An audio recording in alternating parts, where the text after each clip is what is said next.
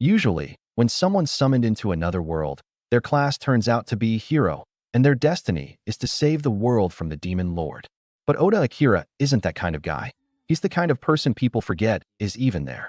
His quiet, unassuming nature, though, turns out to be his greatest strength.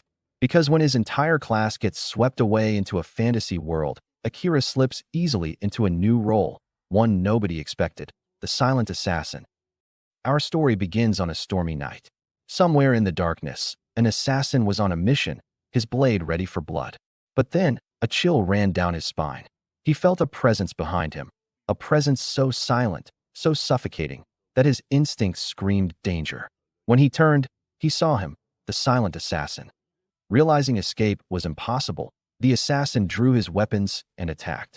Needles flew through the rain, but Akira's body moved faster than sight. He used a skill to evade them, leaping down from the shadows. Their blades clashed on a rooftop, sparks flying between raindrops. In a single motion, Akira disarmed his opponent, but the assassin quickly drew a hidden dagger and lunged. Yet the moment the blade should have connected, Akira vanished. A heartbeat later, he appeared behind him. What followed wasn't a fight, it was a dismantling. Akira broke his leg, stabbed his elbow, and before the man could even scream, his own blade returned to finish him. With the threat eliminated, Akira moved swiftly into the mansion. Inside, his target slept peacefully, unaware of the shadow closing in. The silent assassin raised his blade, ready to strike.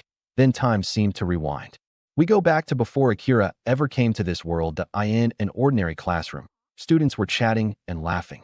Tsukasa, the class president, was busy with his paperwork, while the kind-hearted Shirori helped others with theirs. Nearby, Asahina noticed Akira quietly reading a light novel. Nane sneaked up behind him and asked what he was reading. Without looking up, Akira said he just read whatever he could find for free. Nane asked him to recommend something good next time, then left. To Akira, conversations always felt like mini-crises, but the real crisis was just about to begin. Suddenly, Akira's phone glitched, and a glowing magic circle appeared beneath the entire class. In an instant, the room was gone. When they opened their eyes, they were standing in a grand castle. A voice echoed, and an old man appeared, telling them the king wished to speak. Before long, he introduced himself as the ruler of the Retais Kingdom, the largest nation on the human continent of Morrigan. He explained that the kingdom was at war with the demon lord, and that only a hero summoned from another world could save them. Akira's mind went blank. He'd read this exact setup in countless stories, but never thought he'd live one. To identify the hero among them. Each student was told to place their hand on a magic crystal and silently think the word status. The first student tried it and got the class animal trainer. The second, Yuki disenchanter, another one Tomoya, got knight. Shirori turned out to be a healer. The old man explained that everyone could see their own status without the crystal as well. Nanes checked and got wind mage. Curious, he asked Akira about his. Reluctantly, Akira replied that he was an assassin. But when Akira looked at his stats, something didn't add up. His numbers were far higher than anyone else's. His skill Conceal Presence was already maxed out. Finally, Tsukasa, the class president, stepped up. When he touched the crystal, the words, "Chosen Hero," appeared, and everyone cheered. It made sense. Tsukasa was smart, athletic, popular. The old man praised him, noting that even at level 1, his attack power was double that of ordinary people, but Akira couldn't focus. His anxiety grew as he realized his own stats were far beyond even Tsukasa's. Something was wrong. Not wanting to draw attention, he quietly activated Conceal Presence. Even Nanes, standing beside him, couldn't sense him anymore. When everyone finished, they were escorted to their rooms for the night. Still cloaked, Akira followed at a distance. On the way, he noticed something hidden in the ceiling, a small orb. A surveillance camera. His suspicions deepened. The king was hiding something. But what Akira didn't know was that someone had already sensed him despite his concealment. In his room, Akira found a set of clothes and basic supplies. Deciding to investigate, he slipped out into the night. For the first time, he saw the city beneath the stars, beautiful, alien, alive. He scaled a tower and used his concealment to eavesdrop on the king and the princess. He heard the king ordering her never to let the heroes near the royal archives, lest they learn too much. After the princess left, Akira considered assassinating him right there. But in the end, he couldn't. He lowered his blade and disappeared into the night. The next morning at breakfast, Akira thought about revealing everything he'd overheard, but decided against it. Nobody would believe him. Then Tsukasa stood up, announcing that since they'd already been summoned, he wanted to grow stronger and defeat the demon lord. The others agreed without hesitation. Akira couldn't believe how blindly they trusted the king. Later that day, they were introduced to their instructors, the Knight Commander, Saran Matrai, and his vice, Gillis. Saran informed them that in 1 month, they'd enter the great labyrinth of Cantonin. Until then, they would train. But while the others sparred, Akira slipped away to gather more intel. It didn't take long before Saran found him. Out for a walk, he asked casually. Akira froze. His concealment was still active. How could this man see him? Saran smiled and explained that his eyes could perceive heat signatures. He assured Akira that he wouldn't report him to the king. Curious and cautious, Akira asked why. Saran sighed and said it was complicated. When Akira admitted he wanted to learn more about this world, its magic, its skills, Saran agreed to teach him. In exchange, he wanted to hear about Akira's world, and so their secret mentorship began. While Gillis oversaw the other students' training, Saran personally trained Akira, testing, refining, and pushing him beyond limits. One night, Gillis confronted Saran, annoyed that he was spending all his time on Akira. Saran revealed that Akira's concealed presence was maxed out, a feat only achieved once before by the first hero. Gillis was stunned. Right then, Akira entered, holding an old book. He handed it to Saran, explaining he'd found it in the royal archives. When Saran opened it, he smiled faintly. It was one of his own, disguised as a cookbook. Inside were encrypted plans for a coup. Saran's expression turned grim. He told Akira that the king was trying to rewrite the world's laws, a pursuit that would demand unimaginable sacrifice. But the knights owed a blood debt to the royal family, leaving Saran powerless to act. Akira then confessed that on the night of their summoning, he tried to kill the king but couldn't go through with it. Saran commended him, saying that sparing a life was the right choice. Even if his class was assassin, he wasn't bound to kill. Akira felt a strange relief. For the first time, he admitted he didn't want to return to his world as a murderer. When Akira asked why Saran was helping him, Saran replied, "Because you didn't just go with the flow. You questioned the story." Akira felt embarrassed by the praise. Saran chuckled and joked that Akira could help him with his coup before going home. Time passed quickly. After a month, their training came to an end, and the heroes were sent to challenge the great labyrinth of Cantonin. The people of Retis gathered to cheer them on, but Akira felt a piercing gaze from the crowd. He followed it and found a cloaked girl glaring at him. When he asked why, she replied coldly that heroes knew nothing of the sacrifices made to summon them. Then she leaves, saying to find her after he discovered the truth for himself. Inside the labyrinth, the group fought hordes of monsters. When one student accidentally triggered a trap, even more enemies flooded in. Akira urged retreat, and Saran agreed. Channeling divine power into his blade, he unleashed a flash of holy lightning that carved a path for escape.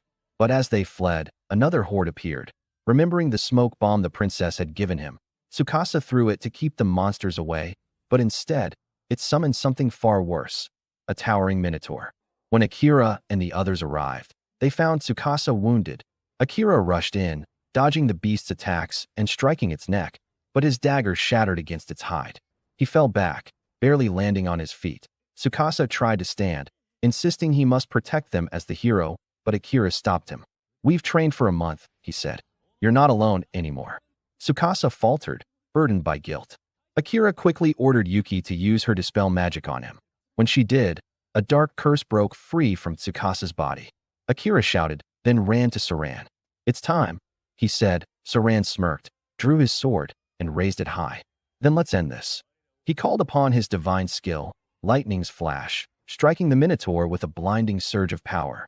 And as the monster's body convulsed in paralysis, Akira vanished into its shadow, activating his own skill, shadow magic. And from that moment on, the silent assassin finally embraced his name. Akira activates his shadow magic, and a dark figure appears at his feet. He channels it into the Minotaur, piercing the beast all over its body before reeling it into the darkness. But then, Akira's magic suddenly goes out of control. His own shadows surge violently, threatening to consume him. Just as he starts to lose control, Saran appears and helps stabilize his power. Once the storm calms, Akira thanks him for the assist. Back from the dungeon, Saran and Akira discuss the strange nature of his shadow magic. Saran admits he's never heard of such a skill before. It's powerful, but incredibly unstable. Akira agrees, acknowledging how hard it is to control. Setting that aside, Saran presents him with a katana forged by the first hero.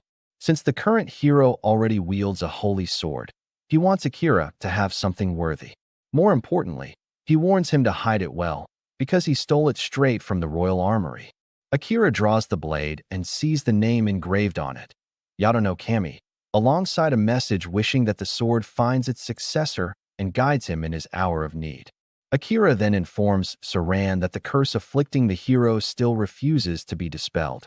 Hearing that, Saran's expression darkens. He already suspects who the cursor might be. That night, the princess stands before a cursed object, whispering venom at Tsukasa, calling him a false hero. Suddenly, Akira appears behind her, destroys the object, and seizes it. The princess demands to know why he entered her chambers uninvited, but Akira points his blade at her throat, telling her no true lady uses curses. Only a witch does. When he demands to know why she's doing it, she answers coldly that everything she does is for the king. Seeing no benefit in pressing further, Akira retreats. After he leaves, the princess reveals several more curse objects hidden across the room, each targeting someone else. Meanwhile, Akira brings the destroyed curse to Saran, frustrated that the king still hasn't given up. He tells Saran that even after confronting the princess, risking his own identity, she wouldn't give a straight answer. Saran sighs, revealing that the princess is just a pawn to the king now. He warns Akira not to stay in the castle that night, since she'll likely curse the rest of their classmates next. Hearing that, Akira wishes his real world had people like Saran. Half-jokingly, Saran says Akira should take him there when he returns home, making Akira immediately take it back with a smirk. The next morning, Akira wakes to the sound of chaos outside. He rushes out to see Tsukasa standing over a lifeless body, Commander Saran's. Akira is frozen in shock.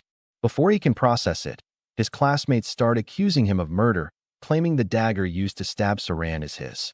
Akira argues that his dagger shattered in the dungeon, but no one listens. He quickly realizes that the princess's curse has taken hold of them.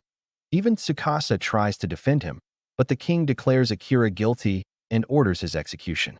Realizing he's been set up, Akira vanishes using his concealment skill and escapes the knights. He then seeks out Vice Captain Gillis, who informs him that the Real killers are the king's assassins, the Night Ravens, and that they're now hunting him. Gillis tells him to take the provisions Saran left behind and flee the kingdom. With a heavy heart, Akira gathers Saran's belongings and leaves the kingdom behind. That night, the princess reports to the king that she successfully cursed everyone except the hero, and that they're now ready to declare war on the east.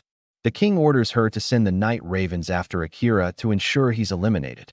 Meanwhile, Akira hides deep within the dungeon, remembering Saran's advice that it's the safest place to vanish.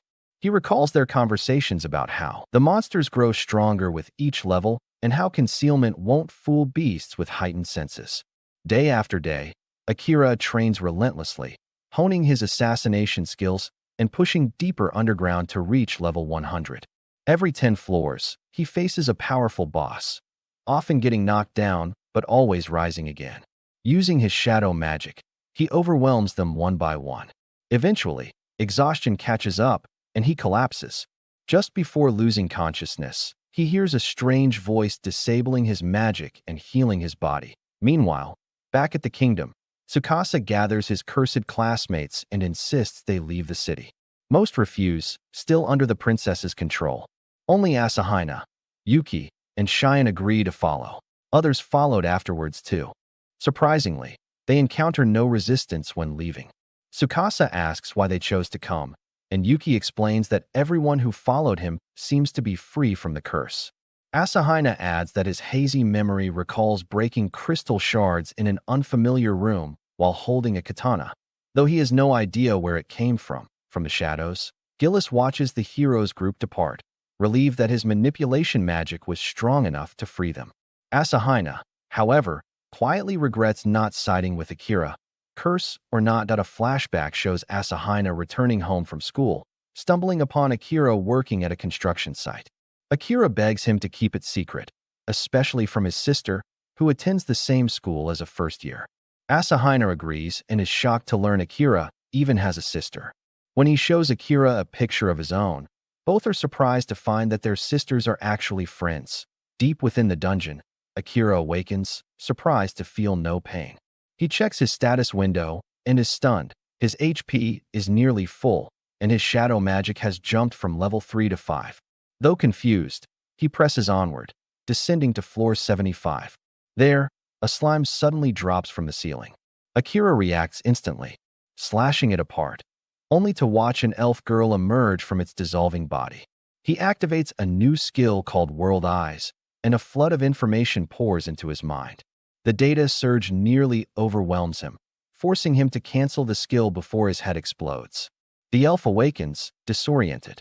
Akira notes that her HP is critically low, barely 2%, and that she possesses the same skill as him.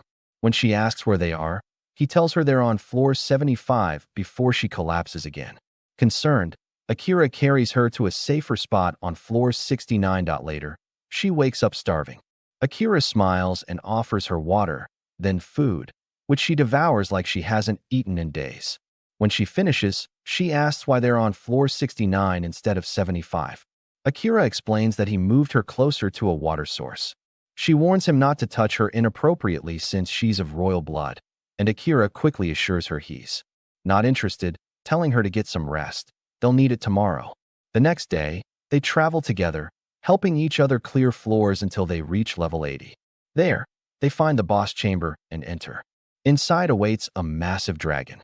The elf uses gravity magic to restrain it while Akira conceals his presence to strike, but the dragon senses him and sends him flying. The elf shouts for him to diffuse his mana to avoid detection. Not fully understanding, Akira improvises. He manipulates the surrounding shadows, confusing the dragon before striking from above. The final blow lands clean, and the dragon collapses. Impressed, the elf asks how he did it, and Akira replies that he simply drew power from the ambient mana around them. She's stunned that he can even do that. But before they can rest, the dragon's body begins to glow, signaling that their next challenge is just about to begin. The dragon shifts form, its massive frame collapsing inward until what remains is a giant blue cat. Amelia activates her world eye, and the truth becomes clear. The creature is a shapeshifter. That explains everything. A true dragon wouldn't have gone down so easily. Akira watches her in awe, impressed by how naturally she wields that skill. Amelia tilts her head and asks why he hasn't used his own yet. Akira admits his level is too low to use it properly, but Amelia disagrees. She believes he's subconsciously rejecting the skill. Before Akira can answer, the black cat stirs and speaks in a calm, tired voice. He laments his defeat, brought down by a mere human and an elf, even after taking on a dragon's form. Akira freezes, stunned to hear the creature talk. The cat notices and huffs, offended. "Don't lump me in with those mindless beasts," he says, his golden eyes narrowing. "I was created by the demon lord himself, a being of superior intellect." Akira's tone hardens. "That doesn't matter. You're still finished." The cat shrugs, unbothered by his fate. "I don't care about dying," he murmurs. "But I do have a message for you, Akira.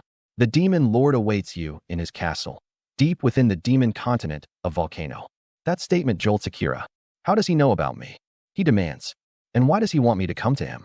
The cat gives a small, knowing smile. "The demon lord's mind is beyond your understanding. I can't say more." Then he lies down, weary. "Now end it. Do what you came here to do." Akira hesitates. "No," the cat chuckles. "Stop pretending to be noble. Humans always see demons and monsters as enemies." "Not me," Akira replies. "My only enemies are the king and his kind. You're not one of them." Amelia interjects, reminding him that the boss room door won't open unless the boss dies. Or they do. The cat agrees, amused. "So what's your plan, human? Starve to death here?" Akira folds his arms. "I don't want to kill you. You can talk. That means there's more to you than instinct. There must be another way out." Amelia's eyes light up. "There is," she recalls. "If you form a pact with him, make him your familiar, the system will stop recognizing him as a boss monster. The door will open." The cat bursts out laughing. "That's impossible. Only a skilled mage with absolute mana control could manage that ritual. He doesn't have it." Amelia smirks. "You're wrong. Akira already detached his mana during your fight. Even the first hero struggled with that. He surpassed the limit." Akira raises an eyebrow. "What happens if I fail?" The cat's tone darkens. Then one of us dies. Or both. Akira doesn't flinch. I'll take that risk. The cat blinks, baffled. You're insane. Fine, do it. I don't care anymore. His apathy angers Akira. You really don't care if you live or die?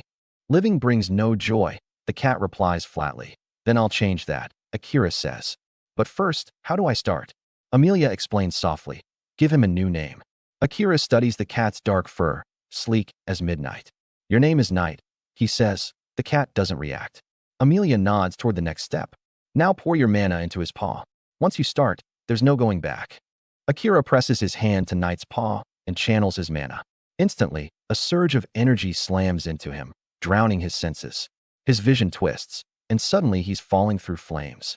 Below, a burning city screams in chaos. Night stands at the center, massive and feral, tearing through anyone who moves. Night, stop. Akira yells. But the cat attacks, his claws dripping with dark mana. Pain sears through Akira's body, both in the dream and the real world. Night's voice echoes. Kill me, Akira. It's the only way out. Akira refuses. I won't. Night lunges again. His claws slash deep, and Akira's blood spills. Gritting his teeth, Akira rushes forward. But instead of dodging, he lets the claws pierce him. Night's eyes widen. What the hell are you doing? I told you, Akira gasps. I don't want to kill you. You don't want to kill anyone either. Night growls. I'm a monster. My instincts. Then don't fight them alone. Akira interrupts, gripping his claws. I'll watch over you. You're not alone anymore. The burning city flickers. Light seeps into the dreamscape as the darkness fades. Night shrinks back to his smaller form and rests in Akira's arms, purring faintly. The rising sun paints the world in peace. The first warmth Night has felt in ages. When Akira opens his eyes, the ritual is complete. A golden mark glows on his hand, mirrored by a golden sigil on Night's forehead. Amelia smiles in relief. It worked. Your souls are linked. Night stretches and looks at his new master. Fine, he says with a small grin. Let's see how far you'll go, human. He bows. I swear my life to your service. Amelia introduces herself, and Night nods respectfully. Then you have my respect too, companion of my master. A magic circle appears beneath them, the sign of the boss's defeat. Akira glances at it, thoughtful. We could move to the next floor now, but you're wounded. Night shakes his head. The door will stay open. No need to rush. Amelia suggests they rest and learn more about each other. Night immediately agrees, his personality softening. Akira stifles a laugh. You changed fast. Meanwhile, Sato and his party finally reach a new land, a country founded by a hero summoned from Earth. The sight stuns them. The architecture, the streets, even the food stalls resemble old Japan. For the first time since their summoning, they feel a sense of home. As they settle in, Sato brings up their situation. We're nearly broke, he sighs. We've got a month before we're sleeping on the streets. One of the boys suggests becoming adventurers, the most practical job for them, and Sato agrees. Then he turns to strategy. We need information. Find someone who knows this world inside out. Books, scrolls, anything. A quiet voice murmurs. Maybe there's a book that tells us how to return to Earth. Sato shakes his head. Our best shot is defeating the Demon Lord. Only the king and princess might know how to send us back, and we'll need to win their favor first. He declares that once they're strong enough, they'll head for the demon continent. Asahi frowns. We shouldn't go without Akira. He's growing stronger, faster than any of us. We'll need him. Some agree. Others mutter that Akira might have killed Commander Saren. The tension builds until the girls intervene, urging calm. Everyone turns to Sato for a decision. He sighs. Asahi's right. Akira's stronger than we are. But working with him won't be easy. He's distant. We were classmates since kindergarten, and he doesn't even remember me. Shock ripples through the group. Sato continues. The legends say only the hero's holy sword can slay the demon lord. That means I need to become strong enough to do it. Until then, we train. Here, back in the dungeon, Amelia shares her story with Akira and Night.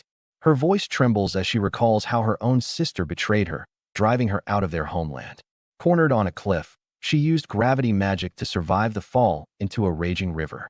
Wounded and weak, she was swallowed by a black slime, and then woke up in the dungeon, rescued by Akira. Akira frowns at the cruelty of her tale.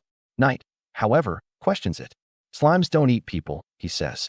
And if one had, you'd be digested by now. Amelia shrugs. I don't know, but I'm grateful. That slime led me to you. Akira suggests she return home and reconcile with her sister, but Amelia shakes her head. It's too late. Maybe not, he says gently. Family always finds a way. I've got a sister too. Cheeky, but I'd do anything for her. Amelia and Knight glance at each other. You want to go back to your world? She asks. Yeah. Akira replies quietly. But first, there's something I have to do. He speaks of Saren, the man who taught him how to survive here. His voice tightens with rage. The king and princess had him assassinated.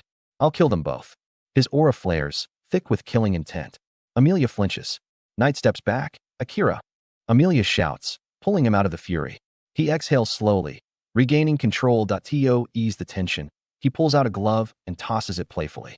Knight's instincts kick in, and he chases it immediately. Akira grins. Still works. Cats are cats. Amelia laughs and joins in, petting Knight's soft fur. Knight protests. This is no time for games.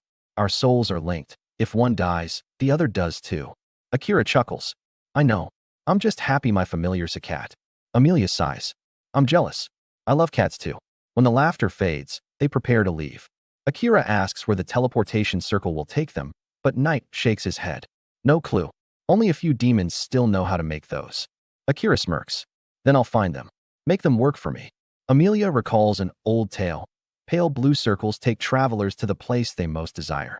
If several people step in, it reacts to one person's wish, she warns. Akira nods. That could be a problem. Amelia smiles softly. I don't care where it takes us, as long as it's with you. He doesn't answer. His thoughts drift to his family, then to his vengeance. One must wait for the other. As they step into the circle, light engulfs them. When it fades, they find themselves in a vast forest beneath a towering, luminous tree. Amelia's eyes widen in shock. Knight identifies it instantly, the world tree. Before they can process it, an arrow whistles through the air. Akira reacts on instinct, pulling Amelia aside just in time. He deflects the next arrow with his dagger, dashes forward, and tackles the archer to the ground. Amelia gasps. Liam. The elf glares at her. Traitor. Run while you still can. Akira knocks him unconscious, but it's too late. The forest rustles, and they're surrounded. At the front stands Amelia's sister, Kilika, bow in hand and fury in her eyes. So, Kilika says coldly, You've returned, dear sister. Then die where you stand. In a flashback, Amelia goes out for a walk and ends up watching Rose train with the knights. She's impressed when Rose manages to disarm all of them, but her attendant reminds her that she's the one who'll be leading them one day. However, things soon take a turn when her fiancé, Liam, suddenly decides to call off their engagement. Rose tells Amelia it's because she's a child of Blight, and before long, Amelia finds herself accused of an unforgivable sin. Back in the present, Akira wonders what Amelia could have done. Rose steps forward and claims that Amelia poisoned her, though Amelia insists she only gave her a potion, not knowing it was tainted. Rose demands Akira hand Amelia over, using her mesmerize skill to control him, but Amelia gets furious and tells her sister to lift the spell so Akira can choose for himself. Rose freezes, surprised to see Amelia angry for the first time. Yet Akira reveals that he was never affected. Yoru explains that the skill doesn't work on anyone above Rose's level. Rose refuses to believe Akira is stronger than her, but he calmly tells her to drop the false charges, knowing Amelia isn't the type to lie or deceive. Instead, Rose orders the other elves to attack. Akira gets ready to fight, but before anyone moves, the king appears and commands them to stop. Rose is shocked since he was supposed to be away, and he immediately asks what's going on. The other elves try to defend her, claiming Amelia committed a crime, but the king quickly realizes they've all been charmed by Rose's mesmerize. He orders her to release them. Turning to Amelia, the king promises to make things right, though he tells Akira to leave. Amelia protests, saying Akira was the one who saved her, but the king insists that outsiders are forbidden in their realm. When Amelia offers to leave with him, he forbids it, reminding her that she's the one destined to succeed him. Akira steps in, saying Amelia should decide for herself, even going as far as to threaten the king. The king recalls that Akira once defeated Liam and challenges him to a duel, declaring that whoever wins will decide Amelia's fate. He chooses Rose to fight in his place and arranges for the battle to be held before the holy tree. As they walk there, Amelia apologizes for dragging Akira into the mess, but he says it was his own choice. Curious, he asks why they call her a child of Blight. Amelia explains that in ancient legends, twins born with one looking different from their parents were believed to bring calamity to the land. Yoru adds that the legend was dismissed long ago as mere superstition, assuming Rose used it out of jealousy. Akira smiles, saying he finds Amelia's hair beautiful. When they reach the holy tree, Akira chooses not to conceal his presence so everyone can witness his victory. Amelia warns him that Rose is the strongest swordsman among the elves, which surprises him to hear her praise her so much. Amelia simply says that despite everything, Rose is still her precious little sister. As the duel begins, Rose is shocked that Akira doesn't draw his sword. He calmly tells her he doesn't want to kill her by accident. The king gives the signal, and Rose immediately attacks. Akira dodges her strikes with ease and pushes her back. Feeling mocked, Rose infuses her blade with wind magic and unleashes a powerful blast, but Akira swiftly evades it. He closes the distance, sweeps her legs, and knocks her to the ground, asking if she's had enough.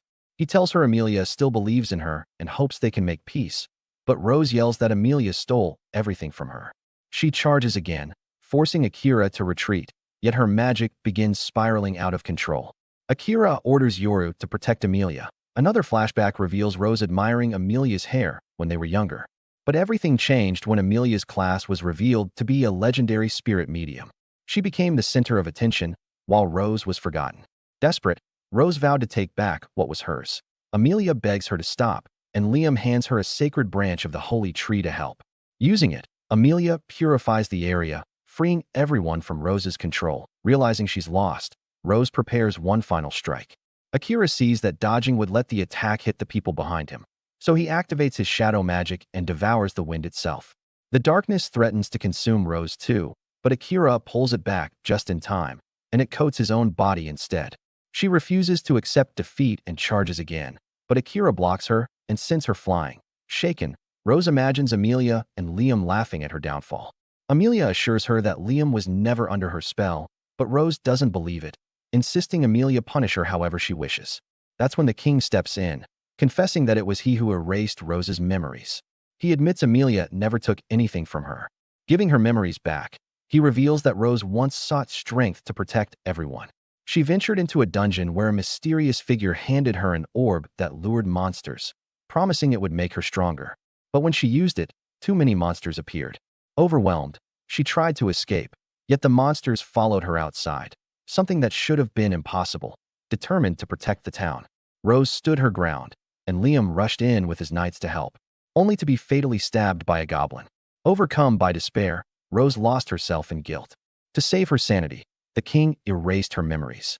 Amelia, however, created resurrection magic and brought Liam back. But after that, Rose became distant, believing everyone was pitying her. The king explains that hiding the truth only built a wall between them.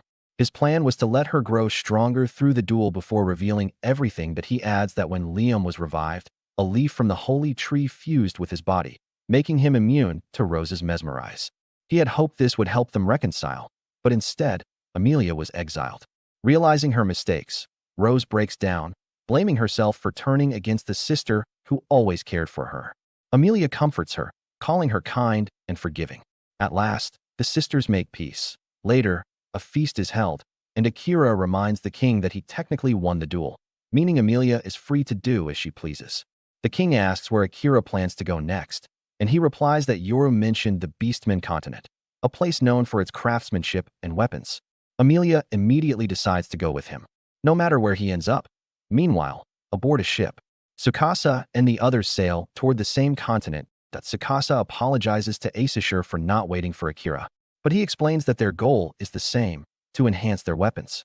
And just like that, their paths are set to cross again. The next day, Amelia says goodbye to her sister after finally resolving their differences. Even Akira wishes Liam the best, though he gets embarrassed when the king mentions that everyone already knows who he truly loves, and yet, no one holds it against him. The king then announces that he'll send soldiers to escort them, since several disappearances have been reported near the coast. But when Akira sees that everyone's eager to join, he tells them it's not necessary. A few hours later, as they travel by carriage, Akira chats with Knight, surprised that he didn't say a word in front of the king.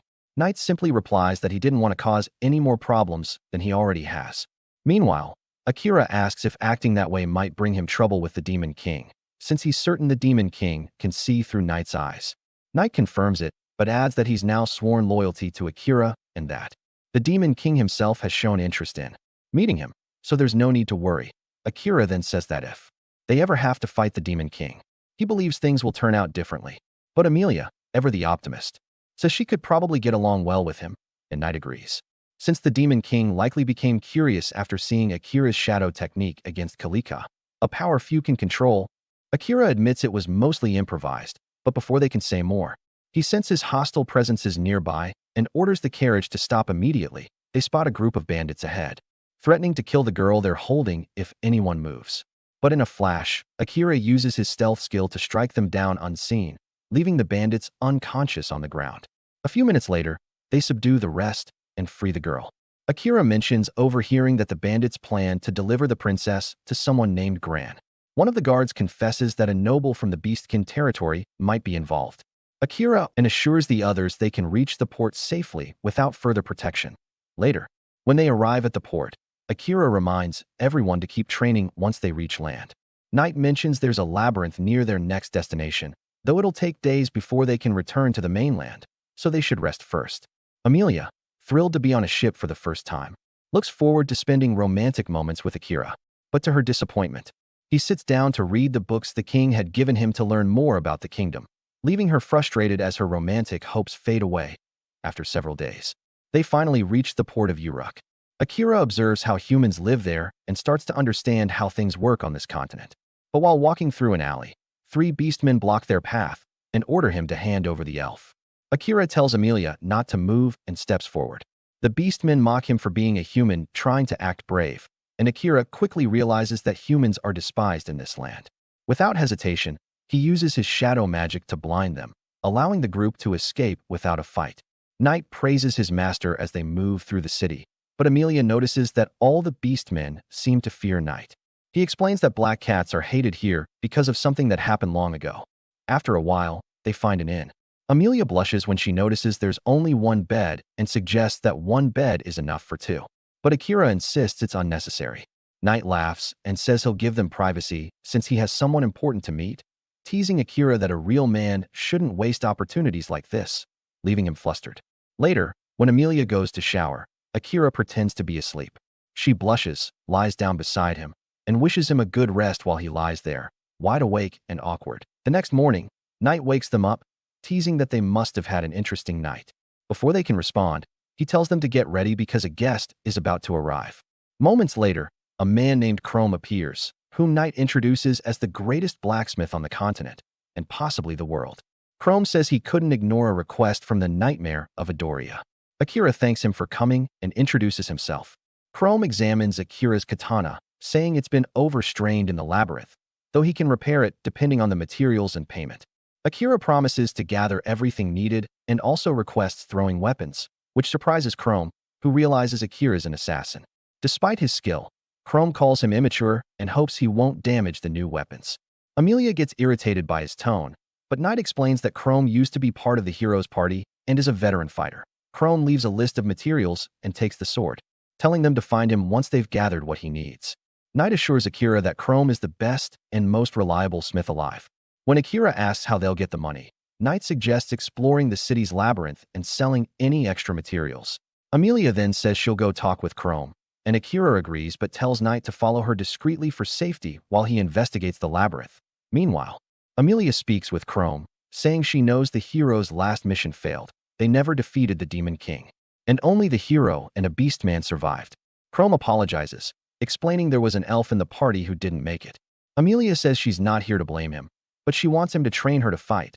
Chrome refuses, saying none of his apprentices ever survived his training. They all broke. He also reminds Knight, whom he calls the nightmare of Adoria, that he only takes blacksmithing requests. Knight corrects him, saying Amelia asked on her own, and not to call him by that name. Amelia then asks why he's called that, since Akira had given him the name Knight.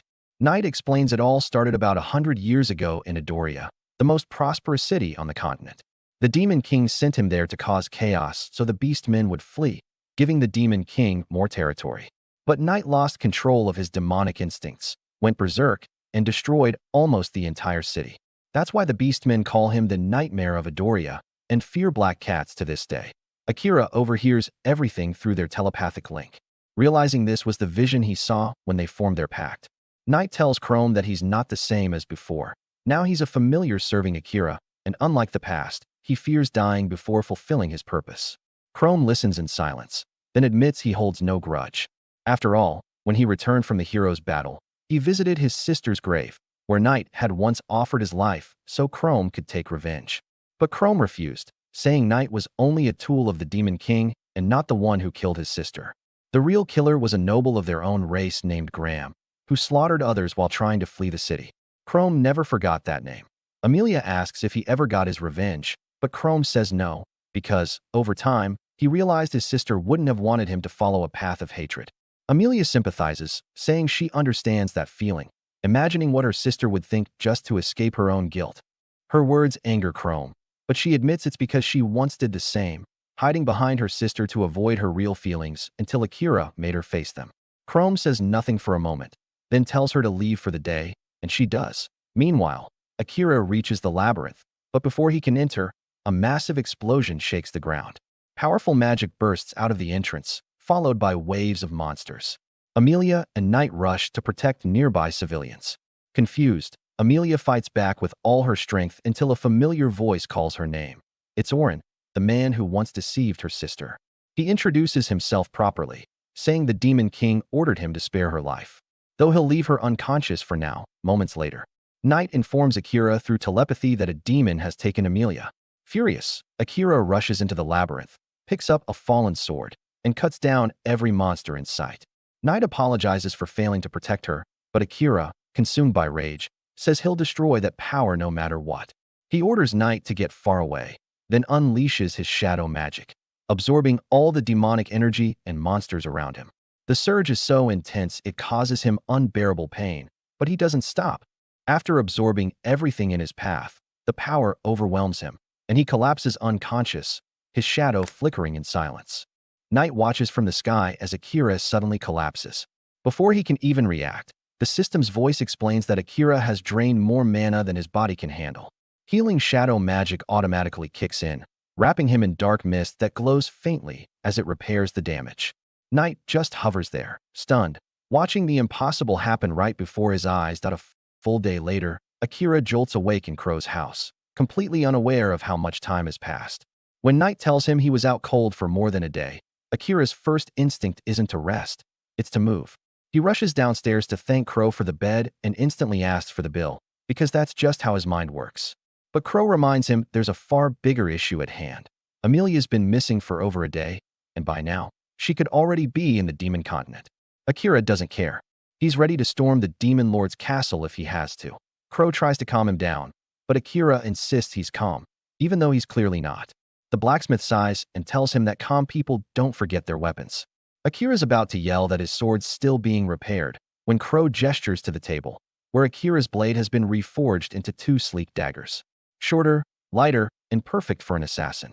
Crow even covered the repair costs, but warns him to pay back the debt later, and receives one last gift, a mysterious ring once forged by one of the legendary heroes. The ring bears the words, "I will lead you everywhere." Akira slips it on, and instantly, a beam of light shoots out, pointing straight toward the dungeon. Crow remarks that the demons haven't taken Amelia across the border yet, and Akira wastes no time. He jumps on a Knight's back and takes off. Knight reminds him not to be reckless this time, and Akira admits he'll try, though they both know he won't. Meanwhile, in a dark dungeon, Amelia lies chained and exhausted. A cheerful demon named Orim keeps her company, talking far too much for someone guarding a prisoner. He reveals that he's been experimenting with spells meant to control monsters, but on her, the magic only left her paralyzed. It fascinates him. Since he's only a 3rd-grade demon, he can't teleport, so he's waiting for his boss to come pick her up. Until then, he's content chatting with his captive, claiming he won't hurt her because she needs to be in perfect condition when delivered to the demon lord. Back outside, Akira's ring keeps glowing brighter, guiding him straight to the dungeon. Just then, a hooded figure appears, a girl insisting she wants to help rescue Amelia. Akira recognizes her as the stalker who had been tailing them earlier and immediately grabs her, demanding answers.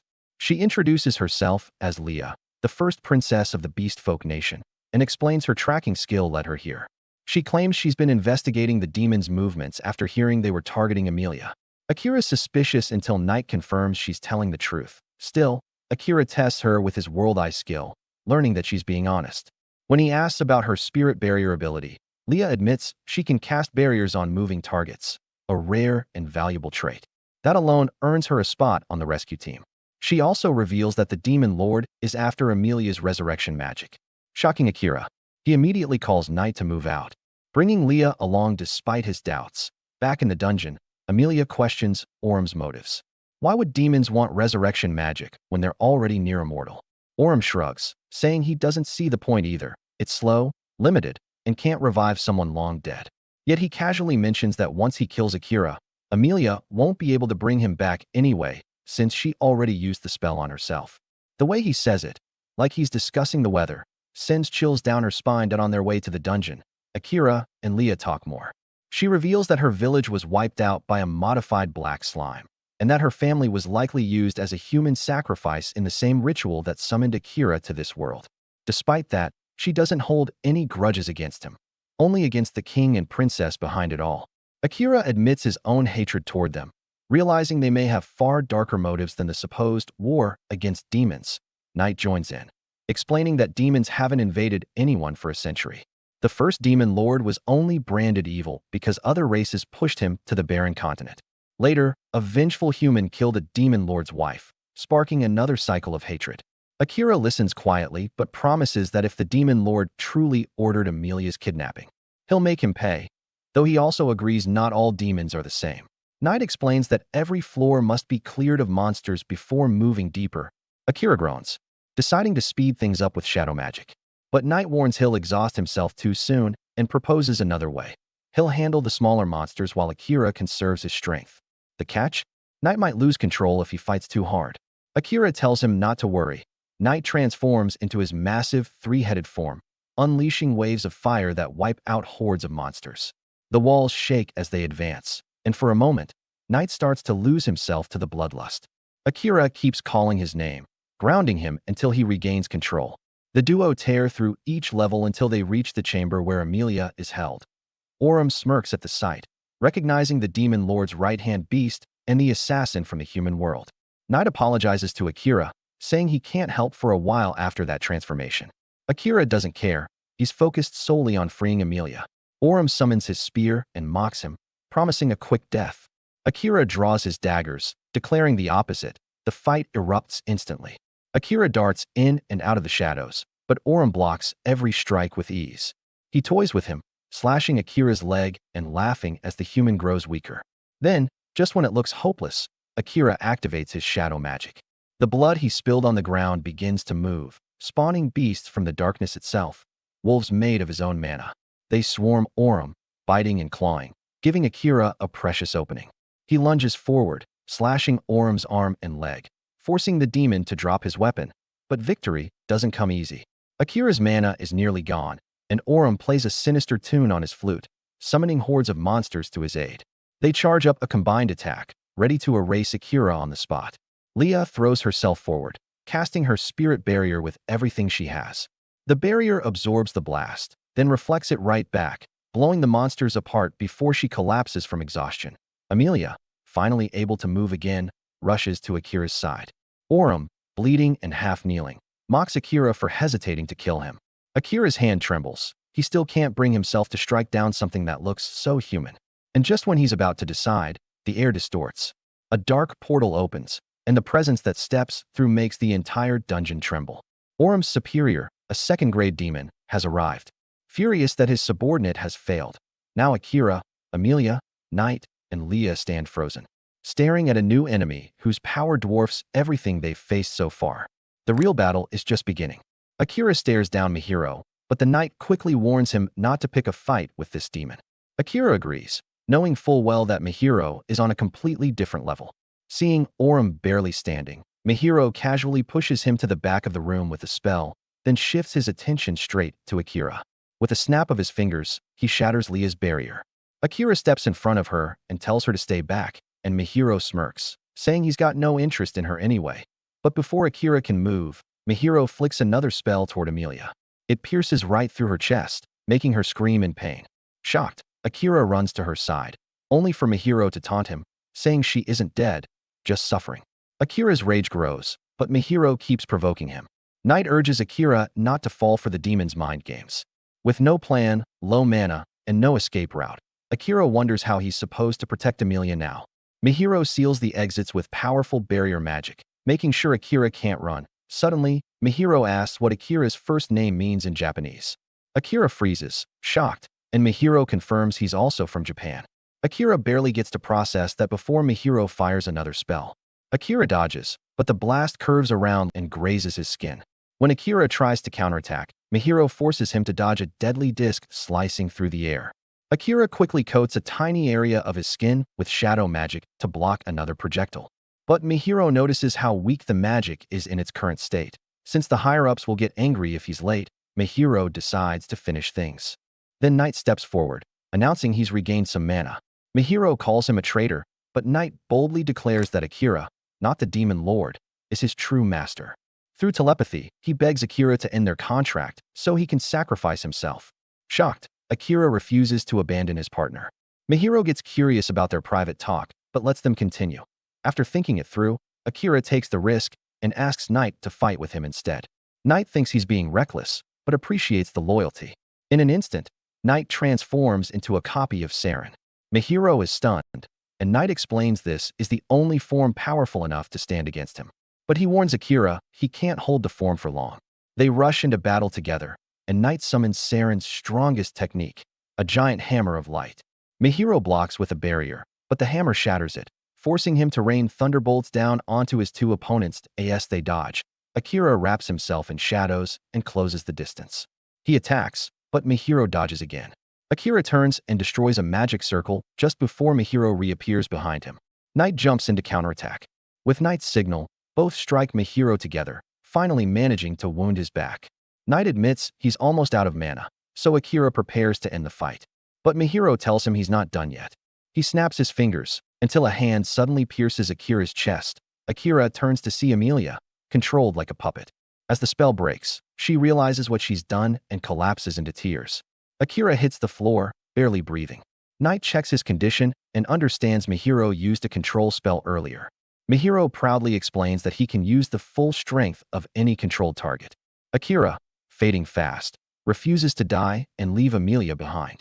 Just as his life is slipping away, his shadow magic activates on its own. It heals his body, deflects Mihiro's attack, and lifts him into the air. Even Mihiro is stunned, watching Akira's body move on its own. Akira, controlled by the system, meets Mihiro's next attack head-on and injures him. Mihiro throws a blade scythe, but Akira blocks it with a wall of shadows and restrains him, and threatens him to release Amelia. Mihiro arrogantly declares that no human can defeat a demon. The system fires back, saying humans lose because they give up halfway. Furious, Mihiro attempts to kill Amelia. That snaps Akira back to his senses, and he rushes to shield her. Mihiro's needle spell shoots toward them, but the projectiles suddenly freeze mid-air and vanish. Crow appears out of nowhere and neutralizes the spell. Everyone is stunned. Mihiro asks how Crow is still alive despite beastmen having short lifespans. Crow says he may be old, but he's not weak. Mihiro realizes he's outmatched and flees with Orem. After the fight, Leah asks Crow why he helped them, but he says he was just passing through. Akira collapses from exhaustion and later wakes up in Crow's home. Knight explains he was unconscious for 3 days, and Akira smiles softly knowing Amelia cared for him the whole time. Crow calls in the people waiting outside, revealing Akira's classmates. Jules explains that he came to the beast folk continent for weapons and removed the king's curse from everyone. Asahina apologizes for not helping during Akira's curse, but Akira brushes it off. Sakasa steps in, and Akira acknowledges how capable he is. When asked about the palace, Jules admits he was fired after the Knight Order disbanded. Asahina invites Akira to join their party, but Knight immediately rejects the idea. Their bickering forces Akira to separate them so he can talk properly. Sakasa reveals their plan to defeat the Demon Lord so they can gain the king's favor and learn how to return home. But Akira remembers the king sacrificing innocent lives to summon them and says they can't trust him. He still needs to avenge Saren. Akira explains that demons use teleportation circles, so one might lead back home. He plans to infiltrate demon territory, but has other priorities first.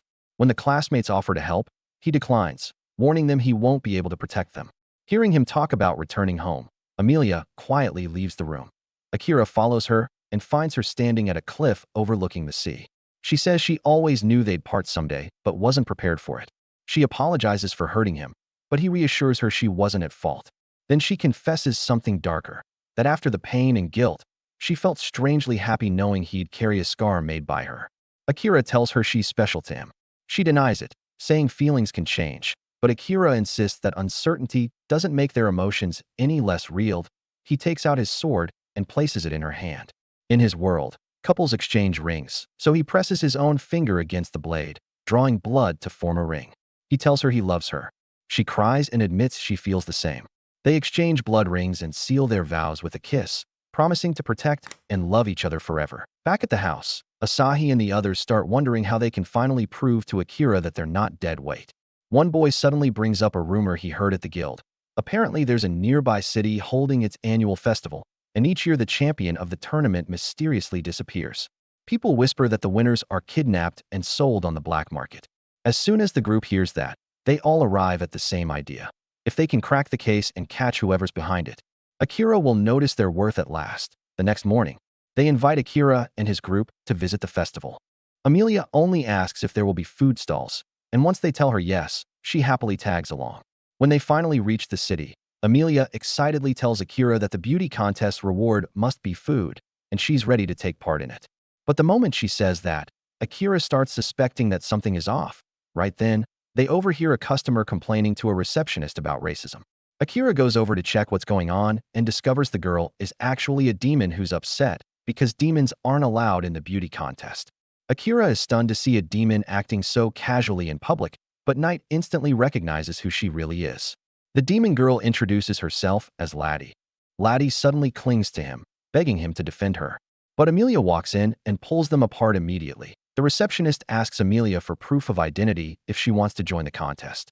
Once Amelia shows her name tag, the receptionist is shocked to learn she's the Princess of Elves. Amelia returns to scold Akira for flirting after promising to stay with her forever. Laddie apologizes for the misunderstanding, then storms back to the receptionist asking why demons are banned while humans and elves are allowed.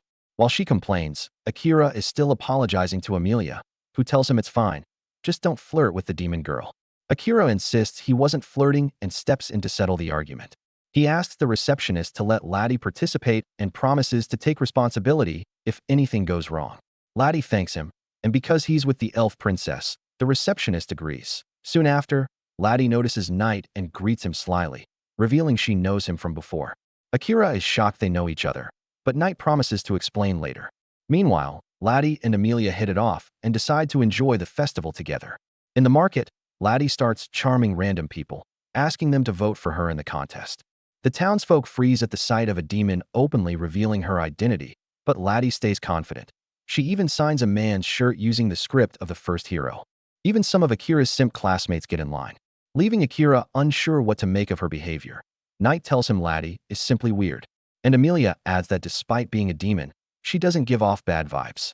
As Akira considers how weird Amelia is herself, he notices girls staring at him and giggling. When he turns, they scream, calling him the silent assassin.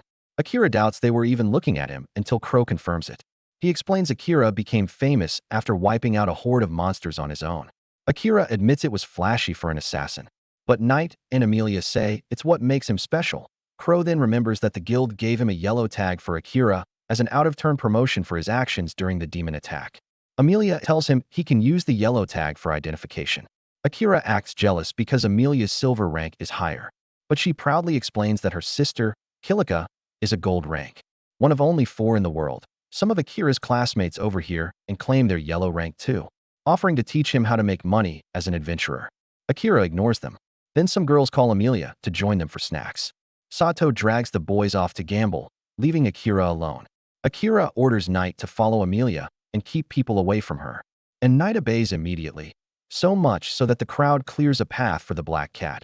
Akira then asks why Crow even came along since he doesn't seem like the festival type. Crow asks if Akira knows he had a little sister. Akira says he learned that from Amelia and Knight. Crow explains he hasn't pursued revenge for her death, not only because she wouldn't want it, but because he's too old now. Akira insists he doesn't look old, but Crow says aging isn't visible in beastmen.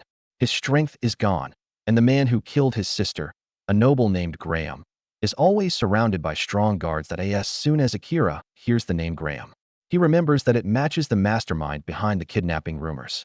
Crow then asks why Akira thinks demons immediately targeted Amelia the moment he entered the country. Akira freezes as Crow explains that Graham is likely selling information to demons, since he controls the city's records of who enters and leaves. Akira grows furious knowing Graham caused the attack on Amelia. But he asks Crow if he's certain. Crow confirms he checked while Akira was asleep. When Akira asks why he's mentioning this now, Crow bluntly says he wants Akira to owe him, so he can make a request. Akira is stunned, but Crow tells him not to decide yet. Gil arrives, saying it's almost time for the beauty contest. Using Crow's name gets them VIP seats. Asahi remarks that privacy is good because Akira would attract too much attention otherwise. Akira stares coldly at the stage. When Amelia goes on stage, Akira smiles as she winks at him. Then Laddie appears, setting up magic stones that turn into disco lights before introducing herself. Akira asks Knight if she's really a demon acting like that. The results come out as a tie between Amelia and Laddie. Laddie then joins Akira's group, claiming she tried her best but couldn't beat the elf princess. Akira tells her she should be proud of tying with Amelia, making Knight nervous. Laddie eagerly asks if he's interested in her now, but Akira says he only cares for Amelia. Laddie vows to win next year, but Knight warns her to stop drawing attention because her father won't like it. Akira demands to know her true identity, and Knight nervously reveals that Laddie is the daughter of the Demon Lord, shocking everyone. Meanwhile, the noble Graham watches from afar, keeping a close eye on Laddie and Amelia. He orders his men to watch Amelia strictly, happy that he can do what the demons failed to do and profit from it. When Akira uses World Eye on Laddie, he discovers her stats are insane. Amelia tells him she always knew Laddie was strong. She teases him for not using World Eye earlier, explaining that some people can suppress their mana, and Laddie was doing just that. Akira recalls all the horrors he has seen with World Eye and hesitates to answer her. Just then, Gil returns and announces that he booked rooms. Laddie declines one, saying humans would be more comfortable without her nearby. She tells Amelia she'll see her tomorrow for the reward and leaves. Back in their rooms, Sato reveals he entered the male beauty contest and won. Amelia asks if the prize is also food, and Sato promises to give it to her if it is. The boys go to the bath while Amelia asks Akira to bathe with her. He refuses because he can't enter the women's bath. Crow takes this moment to remind Akira of their earlier talk, but Amelia drags Akira away, saying he needs sleep after being awake for 2 nights. Akira insists he's fine, but Amelia uses magic to put him to sleep, then storms out to confront Crow. She demands to know what he told Akira. Crow calmly says it was just business, but Amelia declares she won't let him force Akira into anything. Crow suddenly brings up the demon Orm fight, asking why Akira failed to finish him. Amelia snaps that it's none of his business. Crow argues Akira is mentally weak right now, and the only thing that can push him to kill someone is saving Amelia. This leaves her shaken, wondering if Akira can truly cross that line for her. The next morning, Amelia and Laddie head to collect their reward with Sato and the others. They're all concerned about Akira sleeping so long, but Asahi thinks it's the perfect chance to prove themselves. They reach the location of the ceremony, an abandoned building. Before they can react, assassins appear and order Amelia to come quietly because Graham summoned her. Amelia refuses to obey a greedy man who once killed his own citizens to escape danger. The assassins prepare to take her by force, but Amelia doesn't give them a chance. She uses gravity magic to pin them down. She demands to know why Graham wants her. One assassin insists he doesn't know, but she sees the lie using World Eye and tightens the gravity spheres until he talks. He confesses that past winners had their organs stolen and sold. Her rage spikes, and she's ready to crush them. But Laddie suddenly hugs her from behind and begs her to stop. She says that even if they're bad guys, they still have a story, and she refuses to let Amelia kill in front of her. Coincidentally, Akira is somehow linked to Amelia and sees everything happening. He's relieved Laddie stopped her because he didn't want to see Amelia kill anyone. That wraps up today's recap. What do you think about this episode? Drop your thought in the comment. And if you liked this recap, don't forget to like, subscribe, and turn on the notifications so you never miss the next one.